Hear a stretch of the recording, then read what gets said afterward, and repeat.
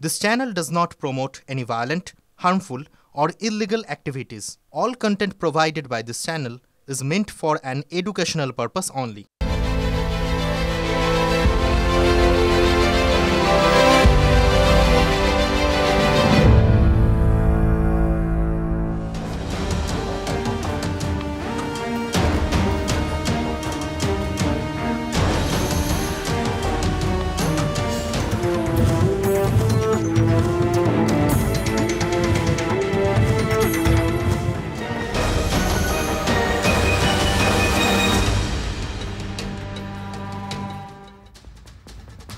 নমস্কার, টিভি9 বাংলায় আপনাদের স্বাগত জানাই। রাত ৮টা মানেই আপনারা জানেন হাজির ঠোঁটকাটা। আর ঠোঁটকাটা হাজির মানে সেই সমস্ত বিষয় হাজির যে সমস্ত ঘটনা দেখে আপনাদের মনে প্রশ্ন জেগেছে। আপনাদের প্রশ্নের আজ আবারও প্রতিনিধিত্ব করব আমি, ঠোঁটকাটা শুভজিৎ। মনোজিৎ মিশ্রকে দিয়ে আজ শুরু করি। এই নামটার সাথে কম বেশি আপনারা সবাই পরিচিত হয়ে গিয়েছেন, তার কাজ কারবার সম্বন্ধেও অনেকটাই জেনে গিয়েছেন। আচ্ছা, এই মনোজিৎ মিশ্র কি শাসক তৃণমূলের একটা মডেল? মানে এটাকে আমরা মনোজিৎ মডেল বলে ডাকতে পারি? বিরোধীরা ইতিমধ্যেই কলেজে কলেজে এ ধরনের আচরণকে কোট আনকোট মনোজিৎ মডেল বলছেন। এই মনোজিৎ কে? তার নারী নক্ষত্র? এটা জানতে আমার মনে হয় না কারোর বাকি আছে। তার কীর্তিকলাপ ইতিমধ্যেই জেনে গিয়েছেন এবং সাম্প্রতিক কসবা ল কলেজের যে ঘটনা, সেই ঘটনায় এই মনোজিতের বিরুদ্ধে যা যা অভিযোগ রয়েছে তা আর তার কীর্তিকলাপ জানতে এখনো বোধহয় এবঙ্গের কারোর বাকি নেই। বাংলার সব কলেজেই কি এই ধরনের এক একটি শ্রীমান রয়েছেন, এরকম মডেল রয়েছেন? এ প্রশ্ন করছি। তার কারণ আসুন একটু বিস্তারিতভাবে আপনাদের বলি। আছে যে এই মডেল, আমরা হল অফ করে বলছি, আমি ঠোঁটকাটা জোর দিয়ে বলছি যে তৃণমূলের ঝান্ডা ধরার জন্য কলেজে মনোজিতদের তৈরি করা হয়, কোট আনকোট তৈরি করা হয়, আশ্রয় তৈরি করা হয়, প্রশ্রয় তৈরি করা হয়। এই আশ্রয় প্রশ্রয় দেন স্নেহান্দ কাকু জেঠুরা। এইসব মনোজিৎ এবং কোম্পানি তাদের মতন এই ধরনের ছাত্রদের, ছাত্র নেতাদের, বহিরাগতদের, কলেজ থেকে পাশ করে যাওয়ার পরেও তারা কলেজে সেই ধরনের কুকীর্তি চালায় যারা, তাদের স্নেহান্দ কাকু জেঠুও জুটে যায়।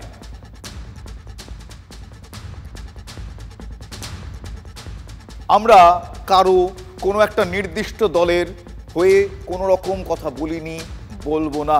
যে ঘটনা ঘটেছে সে ঘটনা আরও একবার আপনাদের সামনে তুলে ধরবো। তার প্রমাণ একটা ছবি দেখাবো। এই ছবিটা দেখুন, সোশ্যাল মিডিয়ায় ছবিটা ভাইরাল হয়েছে। আগে দেখুন ছবিটা, ইন ডিটেল বলছি তারপর।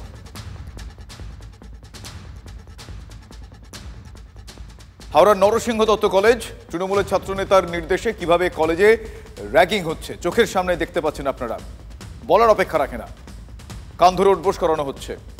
ঘটনার গুরুত্বকে লঘু করতে কেউ কেউ বলতেই পারেন সিনিয়র দাদারা এরকম একটু আধটু করে, কিন্তু সবার সামনে জোর করে প্যান্ট খুলিয়ে পুরুষাঙ্গ দেখাতে বাধ্য করা, এটা সিনিয়র দাদাদের একটু আধটু এরকম করা?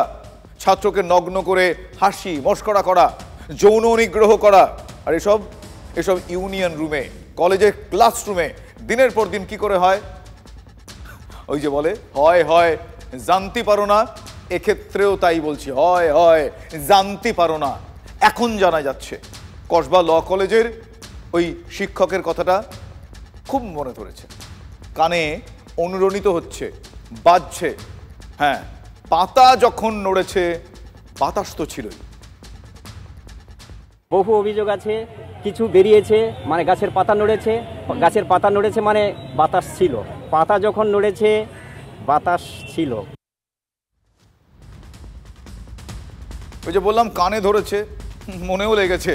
পাতা নড়েছে বলেই আরেকটা মনোজিৎ সামনে চলে এসেছে, সামনে আরেকটা পারভার্ট চলে এসেছে। হ্যাঁ, আমি খুব জোর দিয়ে চিৎকার করেই পারভার্ট শব্দটা উচ্চারণ করলাম, তার কারণ অবস্থা ভীষণ খারাপ। এই বিকৃতকামী তৃণমূল ছাত্রনেতার কার্যকলাপ দেখে সত্যি বলতে ইচ্ছা করছে পারভার্ট অ্যান্ড পারভার্ট। যার দিকে অভিযোগের আঙুল, যার ছবি দেখতে পাওয়া যাচ্ছে, তার নাম সৌভিক রায়। শুনুন এক নির্যাতিত ছাত্র কি বলছেন। তাকে আমরা ফোন করেছিলাম, তিনি ফোনে জানিয়েছেন তার দুর্দশার কথা, তার ওপর কিরকম অত্যাচার হয়েছে। শুনুন তার মুখে, আমরা বলছি না, সে কি বলছে শুনুন। আমি যখন প্রথম কলেজে ভর্তি হই, তারপরে ইউনিয়ন রুমে আসতে বলা হতো। তারপরে যখন কলেজ শেষ হয়ে যেত, আমাদের ইভিনিং এ থাকতো বিকমটা। এবার ইভিনিং এ 8টার পরেই যখন সবাই বেরিয়ে তো ইউনিয়ন রুমে থাকতে বলা হতো, কোনো কাজের নাম করে যাই হোক। আমাকে আমার ফ্রেন্ডসদের 2-3 জন যখন থাকতো, তখন সৌভিক রায়, যিনি আমাদের ওইদিকে লিডার ছিলেন, আছেন এখনো, উনি প্যান্টের চেন খুলে যৌনাঙ্গ দেখে ওনার ভিডিও করা, ম্যাচিস দিয়ে আগুনে ছ্যাঁকা দেওয়া, জল ফেলে দেওয়া প্যান্টের ভেতরে, এইসব করে ভিডিও করতেন। এবার প্রত্যেক বছর কোনো না কোনো ছেলেকে ধরে আমার সামনে আমাদেরকে দিয়েও আমাদের ফ্রেন্ডকে ভিডিও করাতো। আগে আমার করতো, তারপরে ধরুন আমার ফ্রেন্ডকে, তারপরে আমাকে দিয়েই ভিডিও করতে বলতো, বা আমার ফ্রেন্ডেরও প্যান্টের চেন খুলতে বলতো, নয়তো আমার করা হবে, বা আমার ফ্রেন্ডকে বলতো আমার না প্যান্টের চেন খুললে ওর করা হবে, এরকম ভাবে ভয় দেখিয়ে আমাদের মানে এরকম র্যাগিং করতো। আমরা এইটা নিয়ে তৃণাঙ্কুর ভট্টাচার্য, যিনি আমাদের তৃণমূল ছাত্র পরিষদের প্রেসিডেন্ট, ওনাকে আমরা কয়েকজনের মাধ্যমে, যেমন দাদার সাহায্যেই আমি সামনাসামনি গিয়ে জানানো করাই আমাদের যাদের উপরে র্যাগিং হয়েছে তারা একত্রিত হয়ে। তারপরেও তৃণাঙ্কুর ভট্টাচার্য সৌভিক রায়কে বাঁচানোর জন্য কোনোভাবে আমাদেরকে চাপিয়ে দেয়, বা আমাদেরকে বলে দেওয়া, আমাদের নাম আবার উল্টে ওদেরকে বলে দেওয়া হয় যে কে কে করে এসে কমপ্লেন করেছে। একদিকে অভিযোগ যিনি করছেন তার কথা শুনছি, অন্যদিকে ওই ছবিগুলো দেখছিলাম, যে ছবিগুলো ভাইরাল হয়েছে, লজ্জা বললেও কম বলা হয়। আমরা পুরোটা শোনালাম না, কিন্তু যেটুকু আপনারা শুনলেন তাতে নিশ্চয়ই আপনারা এটা বুঝতে পারছেন যে এই মনোজিতদের মতো কপি, এই মনোজিতেরই এক কপির নাম এই সৌভিক রায়, যার দিকে অভিযোগের আঙুল। ছাত্রটি বলছেন সৌভিকের এই নোংরামি শুধু ছাত্রতেই সীমাবদ্ধ ছিল কিনা সেটা সত্যি আমাদের জানা নেই। এখনো পর্যন্ত কোনো ছাত্রীর অভিযোগ আমাদের কান পর্যন্ত পৌঁছয়নি ঠিকই, কিন্তু তৃণাঙ্কুর ভট্টাচার্য, টিএমসিপির রাজ্য সভাপতি, তিনি তো সৌভিকের কীর্তি কথা জেনেছিলেন বলে জানতে পারা যাচ্ছে। র্যাগিংয়ের শিকার ছাত্ররাই তৃণাঙ্কুরকে জানিয়েছিলেন, মেইল করেছিলেন। সৌভিক রায়ের বিরুদ্ধে গুচ্ছের অভিযোগ থাকা সত্ত্বেও তারপরেও কেন তৃণাঙ্কুর কোনো পদক্ষেপ করলেন না, এ প্রশ্নটা এই মুহূর্তে অত্যন্ত গুরুত্বপূর্ণ। কেন কোনো পদক্ষেপ করলেন না তৃণাঙ্কুর জানতে পারার পর, যদি তিনি জেনে থাকেন? আর দ্বিতীয়ত, কেন তিনি বাড়তে দিলেন? কেন টিএমসিপির রাজ্য সহসভাপতির পদে বহাল তবিয়তে রেখে দেওয়া হলো এই সৌভিক রায়কে, যার দিকে অভিযোগের আঙুল? হ্যাঁ, আমার সঙ্গে কথা হয়েছিল তৃণাঙ্কুরের। সেই তৃণাঙ্কুর সেই প্রশ্নের উত্তরে কি বলছেন, কি বললেন আমাদের, শুনুন। আমার নজরে আসেনি, আমাকে কেউ যোগাযোগ করেনি। যদি ঘটনার সত্যতা দেখি এবং সত্যতায় কিছু খুঁজে পাই নিশ্চিতভাবে করব। এবং তবে আবারও সাংগঠনিক ভাবে আপনাকে জানাই, আপনি আমাকে একটা চিঠি পাঠিয়ে বললেন যে এই অভিযোগটি আপনার কাছে সৌভিক সম্পর্কে করা হয়েছিল, কিন্তু এই চিঠিটার মধ্যে কোনো জায়গায় আমার এমন নাম আমার কাছে আসেনি। আমি আপনাকে আবারও বলছি, যে এই ঘটনাটা ঘটেছে, যে অভিযোগ সামনে এসেছে, সেই অভিযোগ আমরা আপনাকে বারবার দেখিয়েছি, কিন্তু তার মানে এই চিঠিটা এটা প্রমাণ করছে না আমার কাছে অভিযোগ আগে এসছে।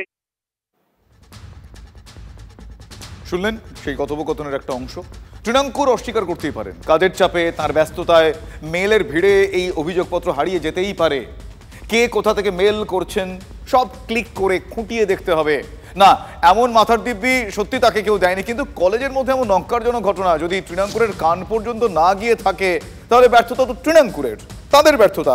যে দিনের পর দিন কলেজে এই ধরনের নক্কারজনক ঘটনা ঘটছেন, তিনি টিএমসিপির রাজ্য সভাপতি হয়েছেন, তার কানে অবধি পৌঁছয়নি, তার মানে তার নেটওয়ার্ক নিয়ে প্রশ্ন ওঠে, তার লোকজনকে কোথায় কি করছে, তাও আবার টিএমসিপির রাজ্য সভাপতির পদে থেকে এই ধরনের ঘটনা তিনি করছেন, সৌভিক রায়, যার দিকে অভিযোগের আঙুল।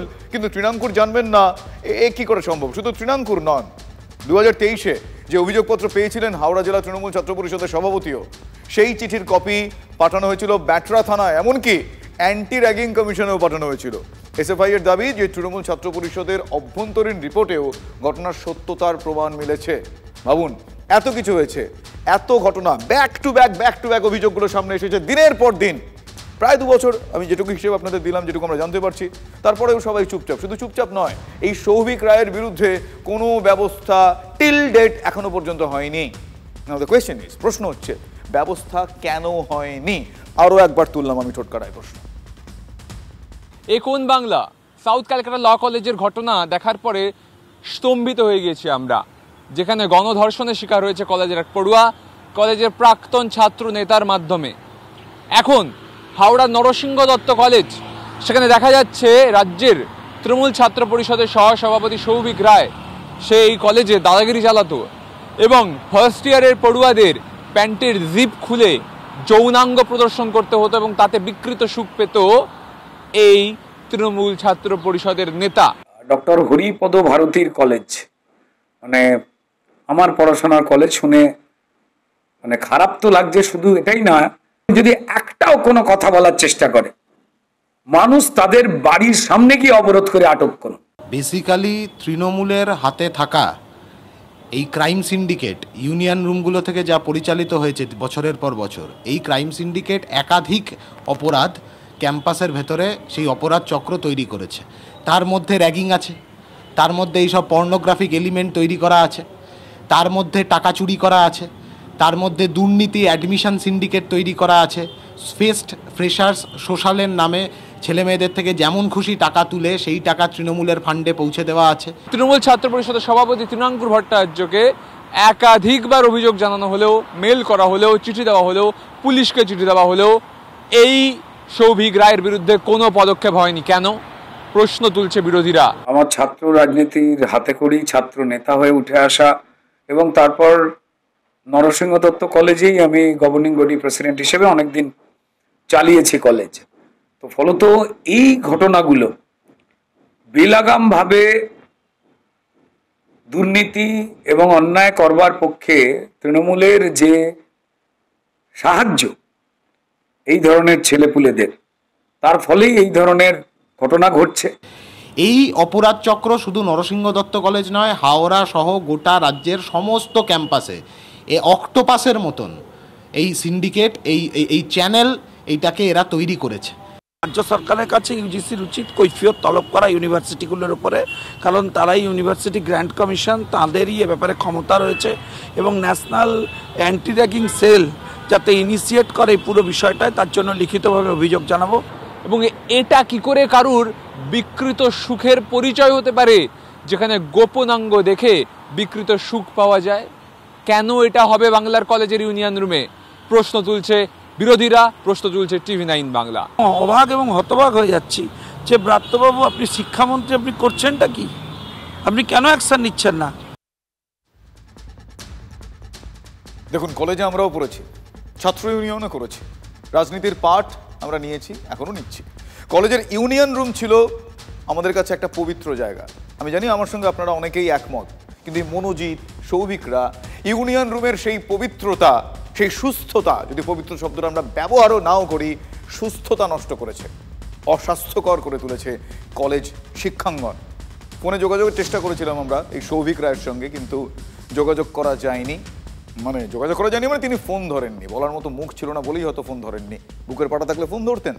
তবে তৃণমূল ছাত্র পরিষদের সাধারণ সম্পাদক অভিরূপ চক্রবর্তী তিনি আশ্বস্ত করেছেন যে দোষীর এই দোষ প্রমাণিত হলে দল ব্যবস্থা নেবে। তার মুখে দলের ওই লব্জ জিরো টলারেন্স সেটা শোনা গিয়েছে। একবার তার মুখ থেকে শুনুন কি বলেছিলেন অভিরূপ। সমর্থনযোগ্য একেবারেই নয়, কিন্তু এরকম কোনো অভিযোগ আমরা পাইনি, আমাদের সামনে আসেনি। অভিযোগ পেলে সেটা তদন্ত হবে, প্রমাণিত হলে দল ব্যবস্থা নেবে। দল জিরো টলারেন্সে বিশ্বাসী, যেই হোক, যদি দলের গাইডলাইনের বাইরে গিয়ে কেউ কিছু করে, দলের ঊর্ধ্বে কেউ নয়, দল দলের মতন ব্যবস্থা নেবে। দল ব্যবস্থা নেবে। আর কবে? প্রায় 2 বছর তো হলো। কেন শুরুতেই সৌভিক মনোজিতদের উপড়ে ফেলা হলো না বা ফেলা হয় না? কেন দিনের পর দিন তাদের বাড়তে দেওয়া হয়, বিষবৃক্ষের মতো তাদের বাড়তে দেওয়া হয়? এ প্রশ্ন রাখলাম।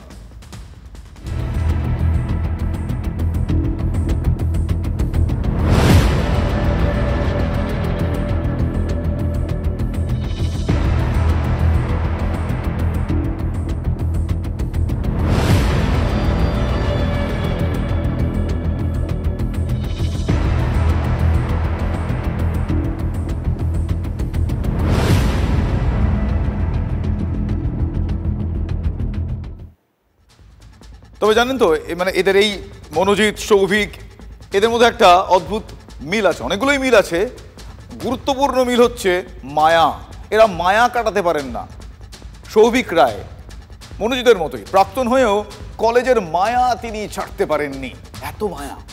কলেজের ইউনিয়ন রুম ছাড়া দাদাগিরির সুযোগই যে থাকে না, যে কারণে এই দাদাগিরির লোভ, এই ধরনের লজ্জাজনক ঘটনা ঘটানোর লোভ, কারোর প্যান্ট খুলে যৌনাঙ্গ দেখতে চেয়ে অসভ্যতা করার লোভ, কাউকে জামা খুলে নগ্ন হয়ে দেখানোর লোভ, তারা এই ধরনের সেডিস্টিক প্লেজারগুলো উপভোগ করেন।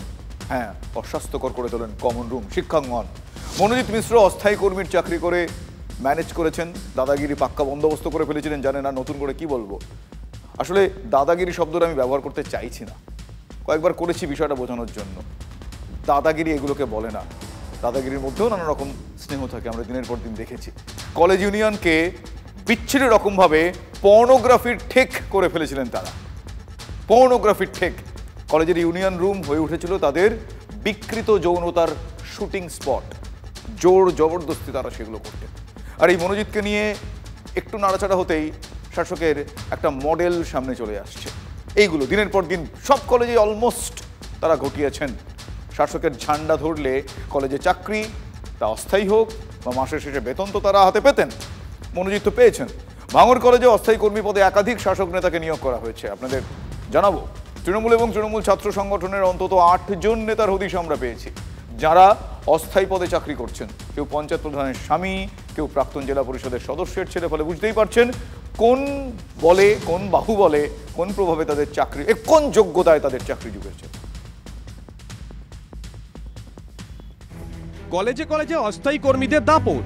কসবা থেকে নন্দীগ্রাম, উত্তরপাড়া থেকে ভাঙড়, তাদেরই রাজত্ব।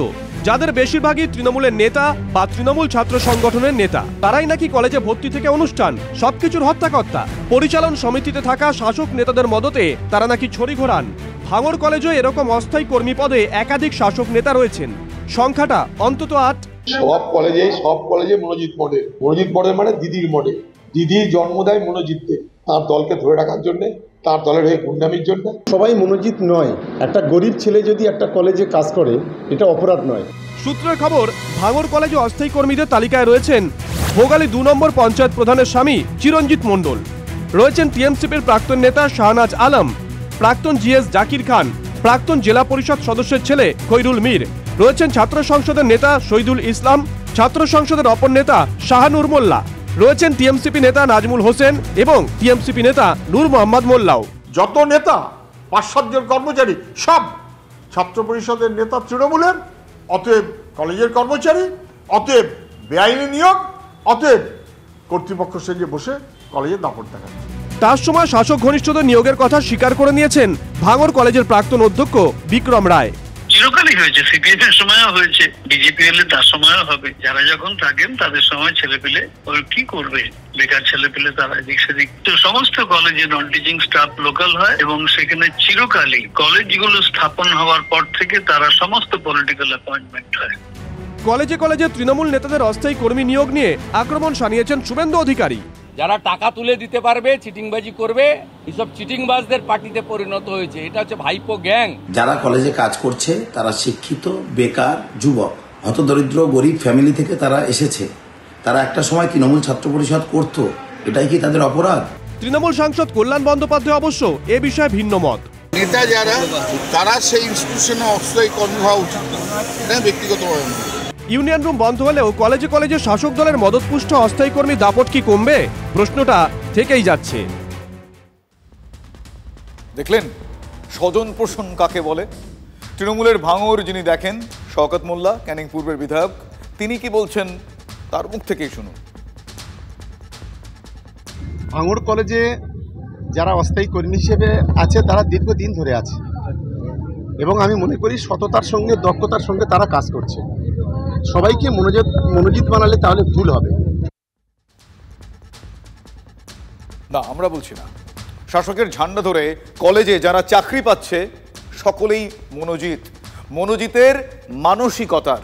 কিন্তু পদ অস্থায়ী হোক, শাসকের লোকজনই চাকরি পায় কি করে, নিয়োগ হয় কি করে? তৃণমূল অবশ্য এটাকে ট্র্যাডিশন বলে দাবি করে, বাম আমল থেকে নাকি হয়ে আসছে, এমনটাই তাদের দাবি।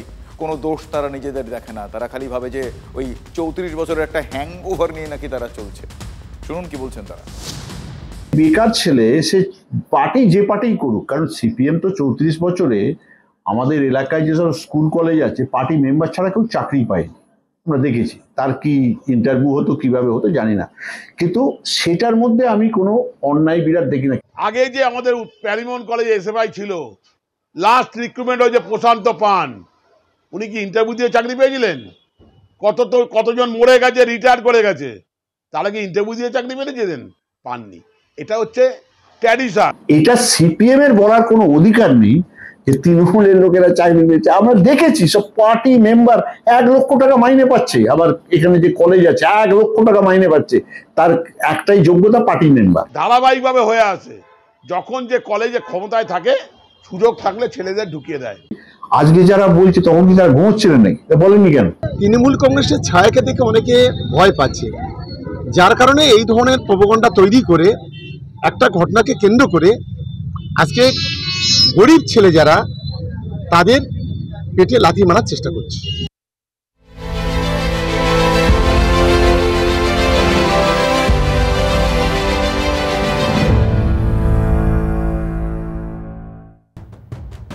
জলমগ্ন পুরুলিয়া পুরসভার 16 নম্বর ওয়ার্ডের সাধুডাঙ্গা ও নিউ কলোনি একাধিক বাড়িতে জল ঢুকেছে। পুরুলিয়া কোটশিলা ডাবল লাইনের কাজ হওয়ার জন্য নিকাশি নালা বন্ধের অভিযোগ।